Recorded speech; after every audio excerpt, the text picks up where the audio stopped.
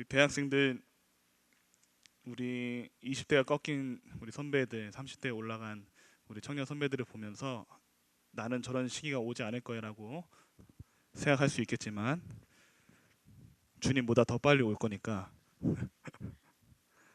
그날이 도적같이 이르니까 항상 마음에 새기고, 여러분 나이대에 맞는 책임이라도 가졌으면 좋겠어요. 여러분 주위에 대학원까지 혹은 박사과정까지 부모님의 도움을 받는 분들이 있어요. 그렇죠? 네. 그러나 부모님에게 기대면 기댈수록 여러분은 철이 점점 늦게 드는 거예요.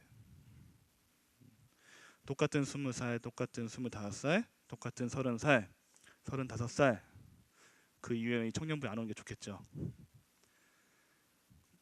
동시대 같은 연령대의 사람들보다 조금 더 성숙했으면 좋겠어요. 왜냐하면 여러분은 크리스찬이기 때문에 그렇습니다.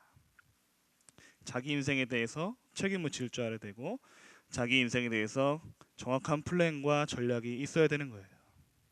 그렇지 않고 허송세월 하다 보면 자기가 정말 해야 될 것을 놓치고, 자기가 했던 하나님을 향한 고백조차 생각도 나지 않고 그럴 겨를도 없이 여러분의 시간과 혹은 여러분의 믿음조차 잃어버릴 수 있어요.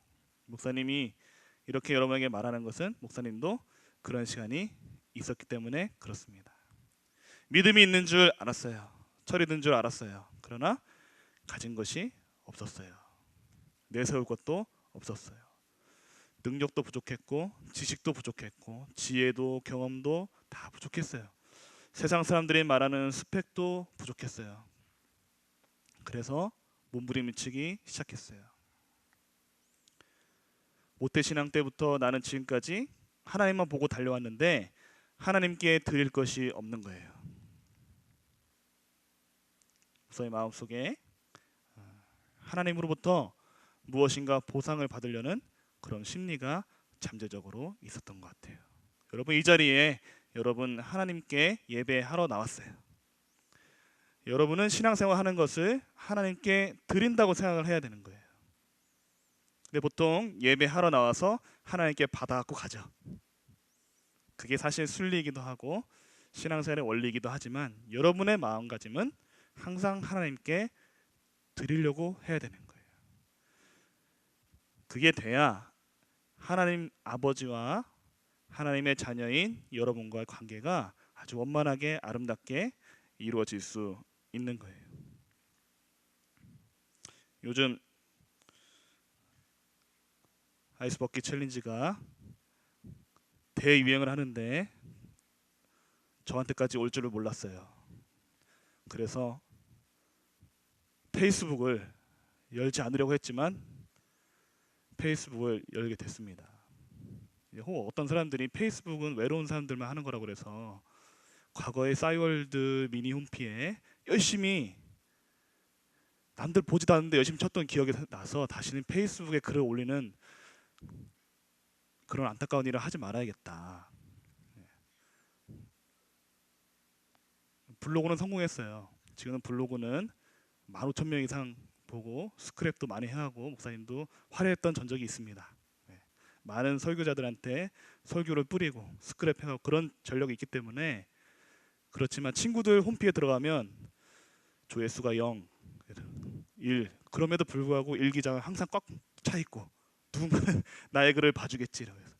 그래서 페이스북을 한다, 트위터를 한다 별로 매력적이지 않았어요. 지금 그게 이제 순기능도 있고 역기능이 있죠.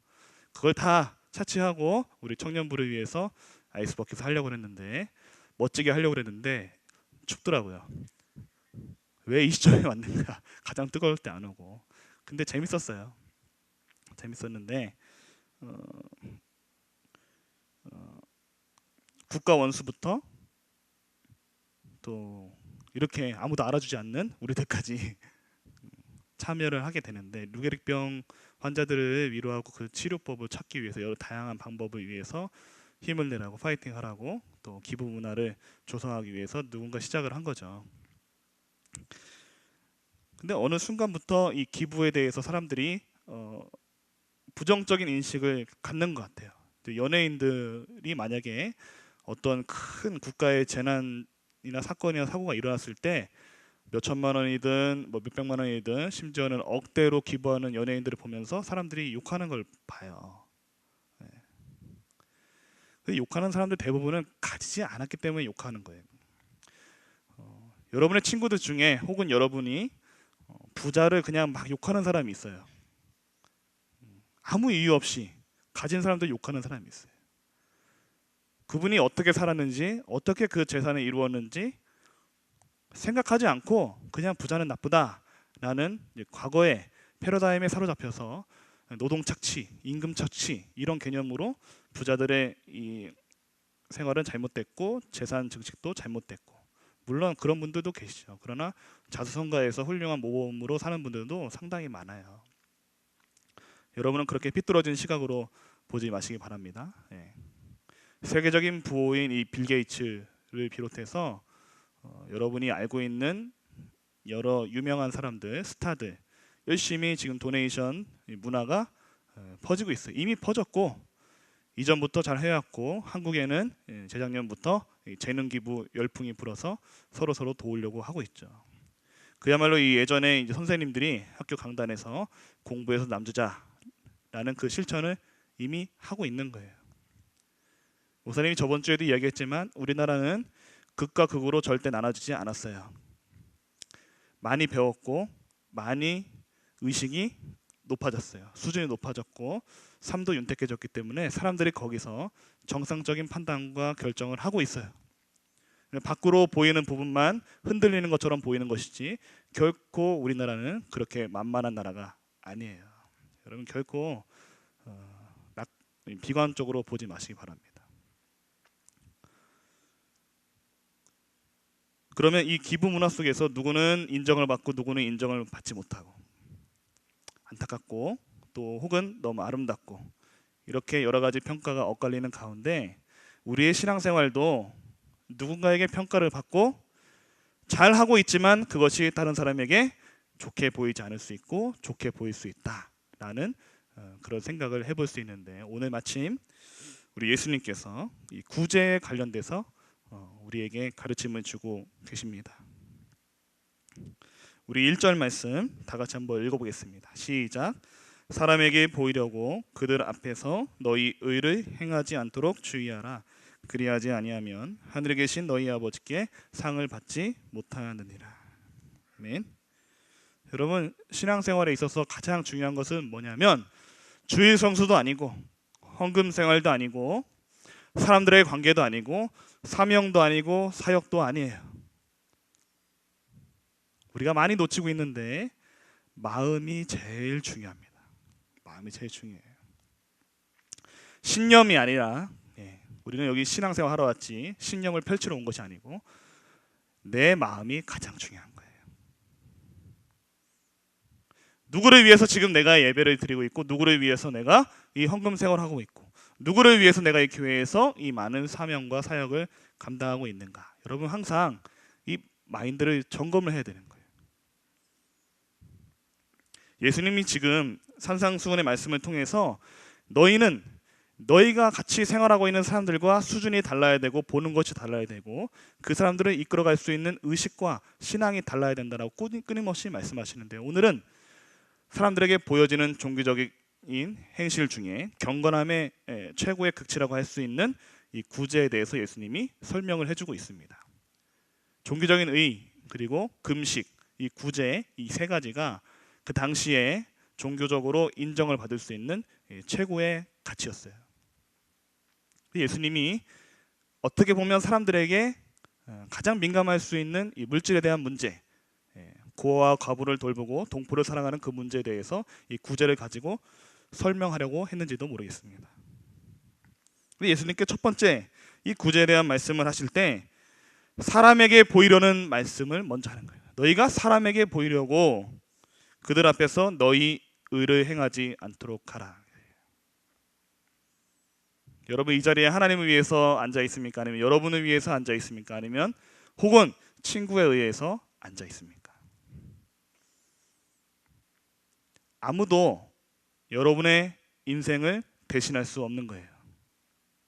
그리고 여러분 짧든 길든 하나님께서 여러분에게 귀한 인생을 허락해 주셨어요. 그리고 거기에 더해서 믿음도 주셨어요. 그런데 믿음을 주신 하나님께 여러분은 과연 어떤 마음을 가지고 어떻게 그 하나님의 이 창조의 섭리대로 내가 살아갈 수 있는가? 여러분 끊임없이 얼마나 고민하고 몸부림치며 기도하는지 여러분 자신을 돌아보시기를 바랍니다. 제가 서두에 허송세월 하지 말라고 했습니다. 목사님 앞에서 정말 신앙생활 잘하는 것처럼 보일 수 있어요. 함께 신앙생활하는 교인들, 또 친구들, 동료들과 함께 있을 때 내가 조금 더 나아 보일 수 있어요. 그러나 하나님께 가장 좋게 평가받을 수 있는 사람은 누구냐? 순수한 사람이에요. 안타깝게도 지금 우리 사회는 순수하거나 혹은 순진한 사람을 보고 속된 말로 뭐라고 일컫습니까? 바보라 그럽니다. 바보라 그래요. 예수님도 제자를 파송하실 때 이렇게 말씀하세요. 내가 너희를 보내는데 이리때 가운데 내가 양을 보내는 것 같다, 이렇게 말씀하세요. 오늘 예수님께서 이 구제에 대해서 너희들은 다른 사람들과 다른 관점으로 행해야 되고 마음을 가져야 된다, 이 말씀은 뭐냐면 조금 전에 제가 말씀드렸던 이리때에 양이 들어가는 것 같은 그 반대의 상황을 얘기하는 거예요. 양이 이리때에 들어가서 그 이리들을 양으로 만드는 거예요. 예수님은 지금 그런 원리를 펼치고 있는 거예요. 여러분 주변에 어떤 사람이 있는가가 굉장히 중요합니다. 자기 욕망을 따라서 사는 사람이 있고, 아니면 어느 정도 자기를 절제해가며 사는 사람이 있고, 또 한 부류의 사람은 다른 사람에게 영향을 주고 도움을 주면서 살아가는 사람이 있어요. 이 세 가지 부류의 사람이 있거든요. 여러분은 어디에 속합니까? 나만 잘하면서 가는지, 아니면 다른 사람들을 챙기면서 가는지, 아니면 다른 사람들을 또 의지하면서 가는지, 여러분 모습을 잘 보시기를 바랍니다. 예수님께서 첫 번째로 사람에게 보이고 있다라는 것을 지적을 하시는 거예요. 수없이 반복되는 금식과 구제와 또 종교적인 여러 의식 속에서 예수님이 아무리 봐도 서기관들이나 제사장들이나 장로들이나 할 것 없이 아주 공통적으로 보이는 모습이 형식에 얽매여서 사람들에게 어쩔 수 없이 행하는 종교적인 의식들이 굉장히 많다, 이 말입니다. 그것을 예수님께서 사람에게 보이려고 하는 것이다 라는 거예요. 제가 여러분에게 이렇게 나와서 설교하고 있어요. 가끔은 부끄러울 때도 있어요. 저는 그렇게 살지 않기 때문에 그렇습니다. 그러나 때로는 자신감이 넘칠 때도 있어요. 그 누구보다도 치열하게 신앙생활했고, 그 누구보다도 열심히 기도했고, 그 누구보다도 하나님 앞에 깨끗하기 위해서 노력했어요. 그 과정 속에서 희생을 감수했고, 면전에서 욕을 먹는 것도 감수했고, 돈도 잃어버렸어요. 이 목사님이 그 얘기를 여러분들에게 해줄 수 있는 거예요. 백날 성경 읽어도 삶 속에서 하나님이 가르쳐 주지 않으면 절반밖에 얻지 못합니다. 여러분, 내가 마음을 잘 먹고 내가 마음을 잘 컨트롤하면 신앙생활이 자연스럽게 성숙을 할 것 같죠. 그러나 하나님께서 그 마음이 어느 정도 정리가 되면 여러분의 인생 속에서 시험을 내주세요. 네가 이 손해를 보면서 네가 이렇게 희생을 하면서 너의 이 착하고 순진하고 순수한 마음을 과연 지켜낼 수 있는가? 끊임없이 묻습니다. 이 당시에 제사장들, 서기관들, 바리새인들, 율법학자들, 사람들 앞에서 옳은 말만 해야 됩니다. 율법에 근거한 사람들의 생활을 가르쳐주며 규정을 정해주고 이렇게 살면 하나님께 복을 받고 하나님께 인정을 받는다라고 가르쳐왔어요. 그러나 예수님은 그 모든 가르침이 다 잘못됐다는 거예요. 너희가 아무리 좋은 덕을 쌓았든 사람들에게 좋은 가르침을 주었든 그 시작이 사람에게 보이려고 하는 것이기 때문에 너희들은 첫 단추부터 잘못 끼웠다는 거예요. 굉장히 중요한 말씀입니다.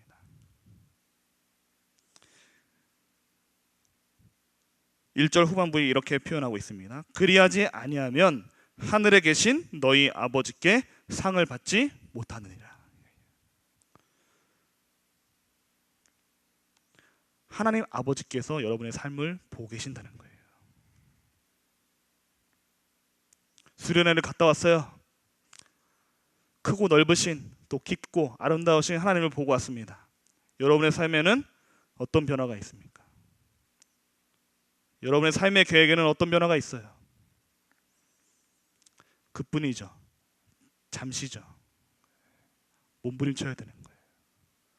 오늘 하루 내가 드리는 예배, 오늘 내가 주님께 드리는 헌금이 순수하지 않다면, 깨끗하지 않다면, 교회에서 하는 내가 맡은 모든 사역과 직분들, 사명들, 겉으로는 거룩한 척하고 멋지게 감당하고 있는 것 같지만 어쩔 수 없이 하거나 혹은 사람에게 보이려고, 그러는 척 하려고, 안 그런 척 하려고 하고 있다면 여러분 그 삶을 돌이키시기를 바랍니다.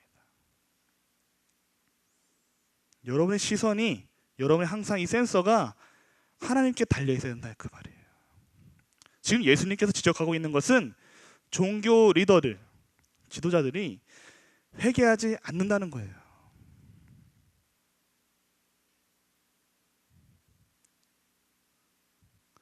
자기 자신을 볼 줄 아는 영적인 눈이 뜨여지게 되기를 주의 이름으로 축복합니다. 네, 자기 자신을 봐야 되는 거예요. 아주 예수님의 말씀이 아주 고차원적인 말씀이에요.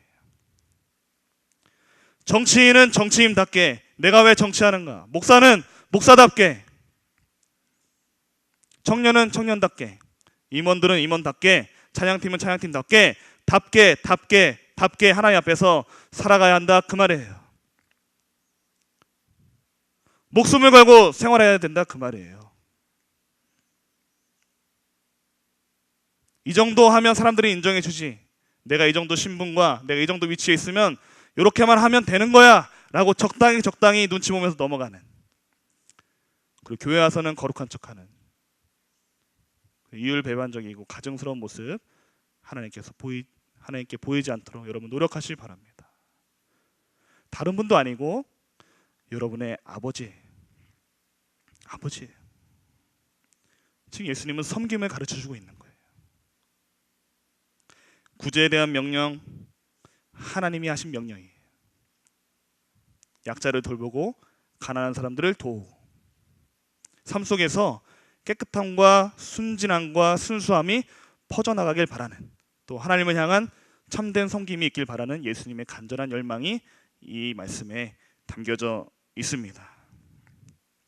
그래서 이 말씀을 우리가 행하기 위해서는 마음 통제와 자기 절제, 순수함이 아주 필요합니다. 2절 말씀 다 같이 읽겠습니다. 시작. 그러므로 구제할 때에 외식하는 자가 사람에게서 영광을 받으려고 회당과 거리에서 하는 것 같이 너희 앞에 나팔을 불지 말라. 진실로 너에게 이르노니 그들은 자기 상을 이미 받았느니라. 예수님께서 끊임없이 또 강조하는 것은 주변에 주어진 너희들의 환경이 너희들을 높이려고 할 때 그 상황들을 주의해라. 우리 청년의 시기, 또 직장에 들어가서도 각자 자기 발전, 또 열심히 공부하는 친구들이 있어요. 열심히 공부하세요. 그리고 30살이 되면 자기 인생에 책임을 지시기 바랍니다. 알겠어요? 20대 때 많은 도전과 모험을 해보고 시도도 해보고 하나님께 불평도 해보고 불만도 해보고 이것저것 다 해보고 누구에게 뒤지지 않을 만큼 잠도 자지 않고 열심히 공부해서 여러분이 인정할 만한, 스스로 납득할 만한 결과를 내세요. 그리고 30살이 되면 여러분 삶은 점검하고 새롭게 인생을 짜 나가시기 바랍니다. 알차게. 그리고 점검해야 될 것이, 과연 내가 지금 쌓고 있는 경력과 공부하는 지식들과 지혜들, 또 삶의 여러 가지 환경들 만들어가는 것들이 누구를 위함이냐라는 거예요.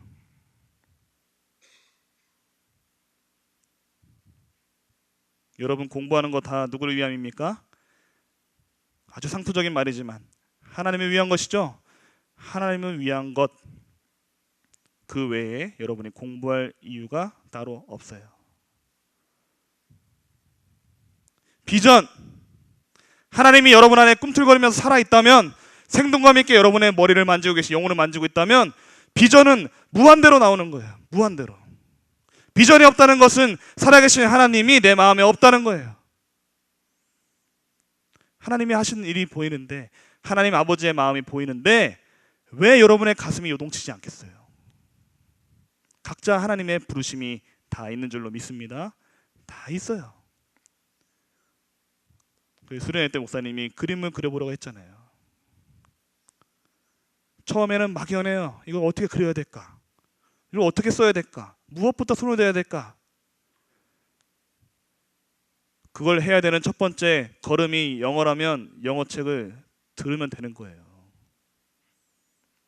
항상 얘기하잖아요. 20대 꽃을 피우는 사람이 있고 30대 꽃을 피우는 사람이 있고 40대 꽃을 피우는 사람이 있고 죽기 전에 꽃을 피우는 사람이 있어요. 어릴 때 포텐이 터진 않더라도 나중에 노인이 되어서 젊은 사람들에게, 주변 사람들에게 막강한 영향력을 행사하는 사람이 될 수 있는 거예요. 그 목표를 가지고 끊임없이 가면 되는 거예요. 순전한 마음을 가지고, 착한 마음을 가지고 가면 되는 거예요.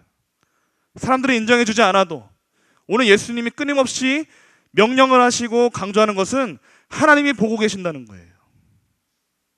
믿으십니까? 하나님이 보고 계신다는 거예요. 지금 제가 여러분을 통해서 하나님의 말씀을 전하고 있어요. 이 순간에 마음이 움직인다면 결심을 하는 거예요. 환경이 나를 옥죄고 나를 통제하고 있다면 환경을 여러분 바꿔내세요. 집에 가서 무엇인가 내가 할 수 없다면 집을 벗어나세요. 부모님 밑에 있어도 내가 철이 들지 않는다면 나가세요. 나가는 거예요.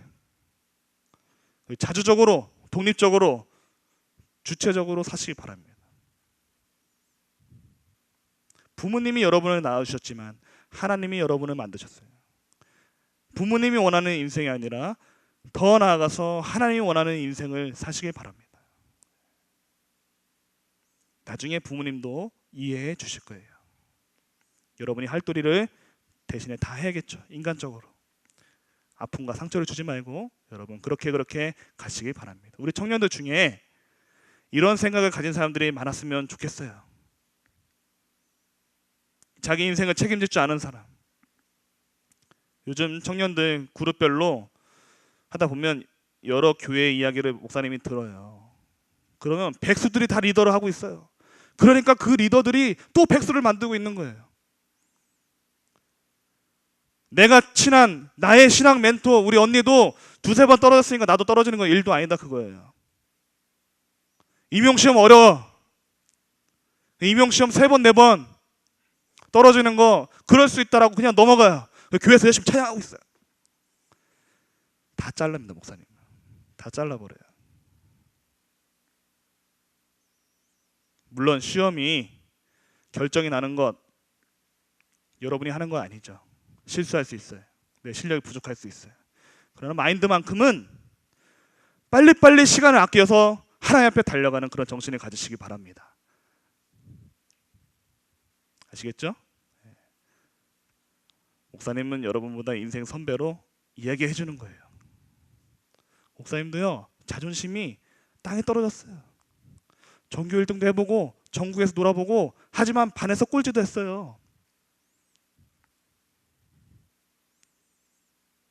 정신 차려야 돼요.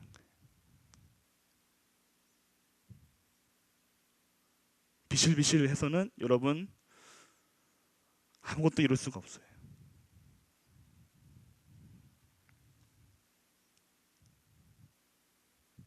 사람에게서 영광을 받는다. 왜 그러냐면 사람이 무엇인가 일을 할 때 다른 사람들이 나를 어떻게 평가할까 알아주길 바라는 사람은 처음에는 순진한 마음으로 시작할 수 있어요. 그러나 예수님께서 지금 경계하는 것이 무엇이냐면은 사람들을 자꾸 의심하다 보면 동기가 본질이 오염이 된다는 거예요. 노래를 잘한다. 사람들이 노래 너무 잘한다 라고 박수를 쳐요. 그러면 다음부터 어떻게 되느냐? 목에 힘줄이 막 들어가기 시작을 하는 거예요. 어제보다 내가 오늘 더 노래를 잘해야겠다. 이런 마음이 드는 게 모든 사람들의 당연한 마음이에요. 늘 연주를 잘하는 사람들도 갑자기 기타를 잘 치던 사람들도 갑자기 실수하는 거예요. 잘 보이려고. 드럼도 잘 치려고 하다가 갑자기 드럼 스틱이 날아가는 거예요. 잘 치려고 하다가 그냥 박자를 맞춰서 따닥따닥따닥 하고 원래 하던 대로 하면 되는데 따닥따닥 하려다가 놓치는 거예요. 제가 그랬습니다. 마음을 비우는 거예요. 욕망이 들어오기 시작하면은요, 여러분 삶의 틀들이 깨지기 시작하는 거예요. 정석대로 내가 잘 가고 있는데 욕망이 들어오면 그게 깨지는 거예요. 지금 예수님 볼 때 잘 하고 있을 수 있는데, 충분히 잘할 수 있는데, 알고 있는데 욕망이 들어와 있고 사람들의 신경 쓰기 시작하다 보니까 이 종교 의식이 쇼맨십이 돼버린 거예요. 또 안 할 수도 없고, 장로인데, 서기관인데, 제사장인데, 내가 율법 교사인데 안 할 수가 없기 때문에 하다 보니까 그것이 굳어져서 때가 묻고 오염되고 만 거예요. 그렇게 해서 사람들이 칭찬했다고 하더라도 2절 후반에 보면은 그들은 자기 상을 이미 받았다는 거예요. 이 역시 하나님이 보고 계시다는 거죠. 하나님이 더 이상 그 사람들에게 상을 줄 이유가 없다라고 예수님께서 명쾌하게 말씀하고 계시는 겁니다. 우리 3절 4절 같이 또 읽어보겠습니다. 시작. 너는 구제할 때에 오른손이 하는 것을 왼손이 모르게 하여 내 구제함을 은밀하게 하라. 은밀한 중에 보시는 너희 아버지께서 갚으시리라. 아멘. 너는 구제할 때에 오른손이 하는 것을 왼손이 모르게 해라. 목사님이 설교자로서 가장 갈등되는 것이 그거예요. 목사님은 삶을 보여줘야 신앙을 가르칠 수 있다고 생각하는 목사 중에 한 명입니다. 일주일에 한 번 만나는 목사와 성도와의 관계로는 목사의 설교가 힘이 없다고 생각하는 일인이에요. 예수님이 그렇게 행하셨거든요. 예수님과 함께 밥을 지어 먹으면서 같이 살면서 먹고 자면서 힘든 일도 겪고 좋은 일도 겪고 여행도 다니고 전도도 하면서 제자들이 하나님을 어떻게 섬기는 것인지 보고 배웠어요. 그래서 무엇이 고민되냐면 제가 지나왔던 여러분 나이 때 내가 어떻게 하나님 앞에 신앙생활하고 어떻게 남을 도왔고 어떻게 헌신했는지 때로는 알려줘야 여러분도 공감을 할 거 아니에요. 근데 자꾸 내 얘기 하다 보면 자랑이 되잖아요. 거기서 딜레마가 오는 거예요. 완벽하지 않은 삶이지만 자꾸 딜레마에 빠지게 되는 거예요. 지금도 내가 누구를 돕고 살았는지 얘기해주고 싶은 충동이 막 생겨요. 근데 오늘 이 말씀을 할 때는 말하지 않는 게 좋겠죠. 왜 그럴까요? 오른손이 하는 일을 왼손이 모르게 하라. 아이스버킷 챌린지 왜 좋은지 압니까? 보이기 때문에 좋은 거예요. 영상도 안 올리고 아무도 관심을 갖지 않는다면 그 추운 여름에 왜 물을 뒤집어 쓰고 있겠어요? 사람들이 보고 관심을 갖기 때문에 그렇습니다. 이것을 뒤집어 쓴 사람 중에 몇 명이나 기부했을까요? 그래서 어느 순간 재미가 아니라 본질로 돌아가자라는 그 여론이 있었죠. 모르게 하라는 거예요. 모르게 하라는 거예요. 누구만 아시면 됩니까? 많이 들었죠? 하나님만 아시면 되는 거예요. 여러분의 아버지만 아시면 되는 거예요. 하나님이 다 기억하시는 거예요.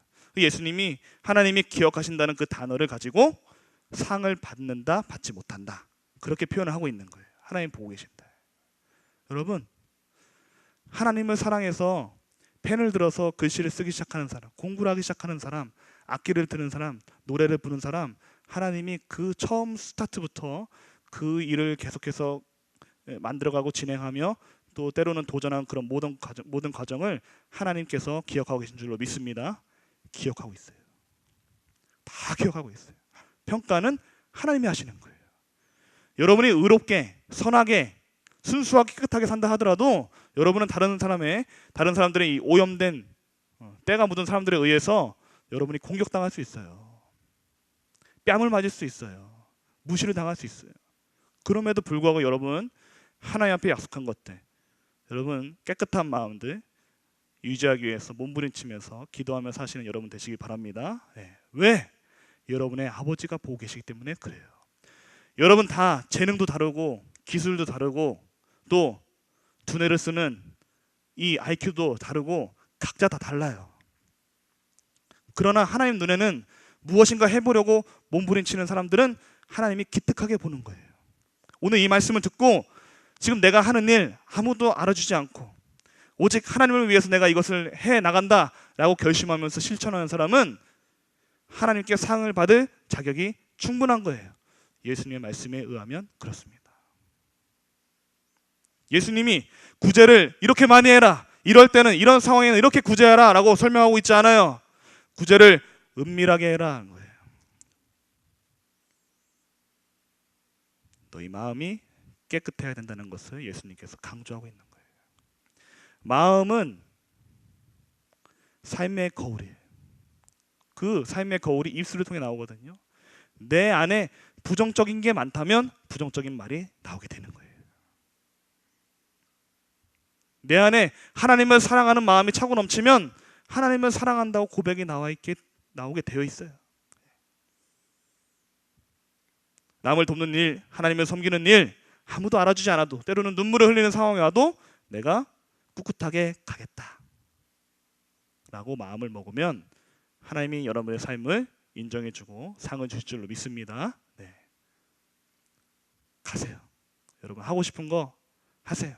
깨끗하게 순전한 마음으로 누구보다도 정도를 지키면서 가시길 바랍니다. 때로는 답답할 정도로 그 길을 가시길 바랍니다.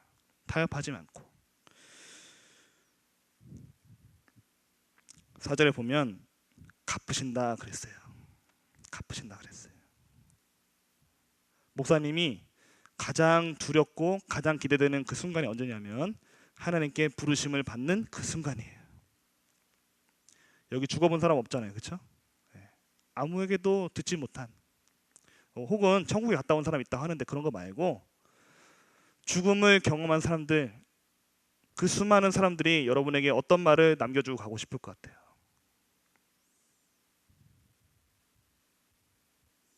하나님은 살아계세요. 그리고 여러분 만나는 그 순간 요한계시록에 보듯이 눈물을 닦아주시고 또 사망도 없고 고통도 없고 눈물도 없는 그곳에서 우리를 평안케 하시겠지만 중요한 것은 여러분의 삶도 평가하신다는 거예요. 보세요. 상을 주고 안 주고 갚으시고 이런 평가들이 있어요. 그리스도의 심판대에 각 사람의 행인대로 하나님께서 심판하신다고 성경에 또 말씀하고 계세요. 그런데 예수님께서 마지막으로 이 구제함에 대해서 정리를 하실 때 누구를 마지막으로 지목하냐면 너의 아버지래요. 너의 아버지. 율법을 벗어나 자원함으로 사랑함으로 헌신함으로 너희 아버지의 말씀을 지켜라라는 거예요. 많은 율법 학자들, 종교 지도자들이 가장 놓치고 있었던 아주 핵심 중에 핵심이에요. 누구를 위해 설교하는가? 누구를 위해서 내가 지금 내 길을 가고 있는가? 누구를 위해서 내가 공부하고 있고 누구를 위해서 지금 내가 돈을 벌고 있는가? 나의 아버지를 위해서 하는 거예요. 여러분, 하나님이 여러분의 아버지이십니까? 네, 아버지.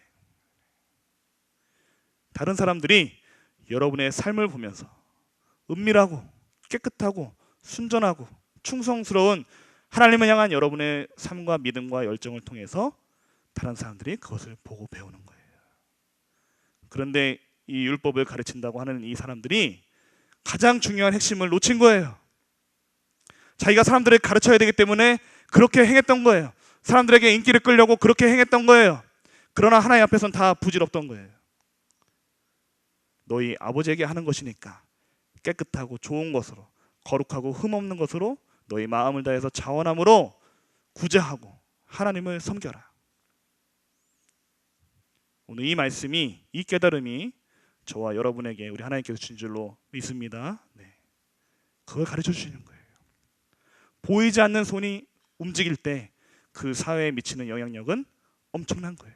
여러분, 예수를 믿지 않은 사람들도 시민단체를 만들거나 혹은 태스크포스 팀을 만들어서 자기 삶도 바쁜데 비상대책위원회를 만들고 깨끗한 마음으로 거리로 나오고 생각외로 많습니다. 목사님은 그런 분들을 보면서 존경스럽기도 해요. 자꾸 언론에서는 불순 세력이 있다 하지만 분명히 그 중에서 절반은, 적어도 절반은 깨끗하다고 봅니다. 여러분, 우리 그리스도인들은 그분들보다 더 큰 책임감을 가지고 있어야 되는 거예요. 여러분은 여러분 가정의 부모님의 자녀가 아니라 하나님의 자녀예요. 부끄럽지 않게 사시기를 바랍니다. 네, 부끄럽지 않게. 저도 부끄러워요. 그러나 부끄럽지 않기 위해서 기도하고 있고 계획하고 있고 열심히 살려고 노력하고 있습니다.